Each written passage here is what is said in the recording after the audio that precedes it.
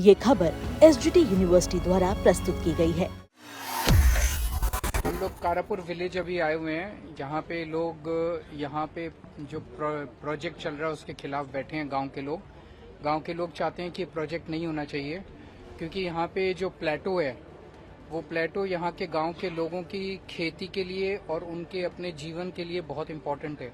वो प्लेटो से में सारा वो ग्राउंड वाटर रिचार्ज होता है, जिसकी वजह से इनकी खेती होती है, इनके पानी का वाटर बॉडीज को रिचार्ज करता है, सब कुछ करता है।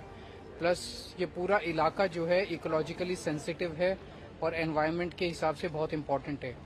यहाँ पे 5.5 लाख स्क्वायर मीटर जमीन, उसके ऊपर एक बिल्डर 2000 से ज़्यादा ड्वेलिंग यूनिट्स बनाएंगे, जो पूरे देश विदेश से आके लोग उसको खरीदेंगे और यहाँ पे एक तरह से नई टाउनशिप बनाई जाएगी। उससे यहाँ के पूरा जो नेचुरल ब्यूटी, गोवा अपनी नेचुरल ब्यूटी के लिए पूरी दुनिया में फेमस है, पूरी नेचुरल ब्यूटी खराब हो जाएगी, इसका एनवायरनमेंट खराब होगा, यहाँ के लोगों की खेती खत्म हो जाएगी, लोगों के इस जमीन में टेनेंसी राइट्स हैं उसका भी ख्याल नहीं रखा गया, कैशू नट्स उगाते हैं लोग, यहाँ पे तरह तरह की खेती करते हैं, वो भी सब खत्म हो जाएगी। तो बीजेपी यहाँ पे लोग ये आरोप लगा रहे हैं कि ये जो जमीन है ये जमीन किसी मंत्री की है। किस मंत्री की है? मैं सीएम साहब से पूछना चाहता हूँ, यहाँ के जो प्रमोद सावंत साहब हैं, कि ये किस मंत्री की जमीन है। उस मंत्री को करोड़ों अरबों का फायदा होगा ये जमीन बेचने से। इसको टीसीपी एक्ट के सेक्शन 39A में एग्रीकल्चरल लैंड को लैंड यूज चेंज करने की परमिशन दी गई है, तो मंत्री को तो करोड़ों अरबों का फायदा होगा।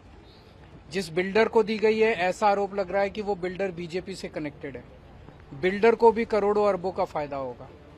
गोवा के लोगों को क्या मिलेगा? इस गांव के लोगों को क्या मिलेगा? इस गांव के लोगों को तो कुछ नहीं मिलेगा। इस गांव के लोगों को तो बर्बादी मिलेगी। इस गांव के लोगों का तो जीवन, खाना पीना सब बर्बाद हो जाएगा। वो बिल्डर कमाएगा और जमीन जिसकी है वो कमाएगा। तो हमें ये लगता है कि ये बीजेपी की सरकार 2 साल पहले ये सेक्शन 39A लाई थी। सेक्शन 39A के तहत इसी किस्म के पूरे गोवा के अंदर कई परमिशंस दिए गए।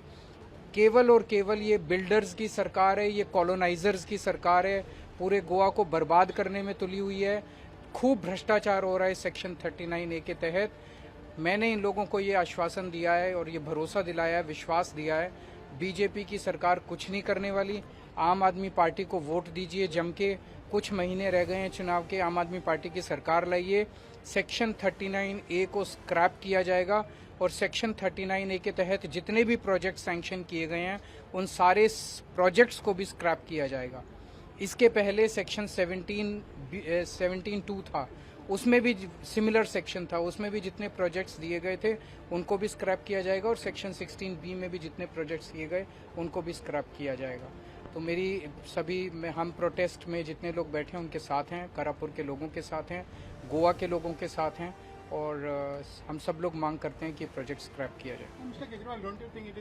Right, but the thing is that you are talking about coming to power. Don't you think it's a tall? If the people want, nothing is. जब हम दिल्ली में पहली बार चुनाव लड़े थे, हमने 1 साल पहले पार्टी बनाई थी और 1 साल के अंदर लोग सत्ता में ले आए थे। तो अगर जनता चाहेगी तो जनता तो मालिक है, जनता तो कुछ भी कर सकती है। सर, आज तो पिछले 7 डेज हो गए सर, फिर भी अभी तक कुछ सोल्यूशन नहीं मिल रहा है। मैंने तो इनको कहा कि ये बिल्डर्स की सरकार है, ये कॉलोनाइजर्स की सरकार है, ये गोवा को लूटने में लगी हुई है। इस सरकार से उम्मीद करना बेमानी है। ये सरकार कुछ नहीं करने वाली।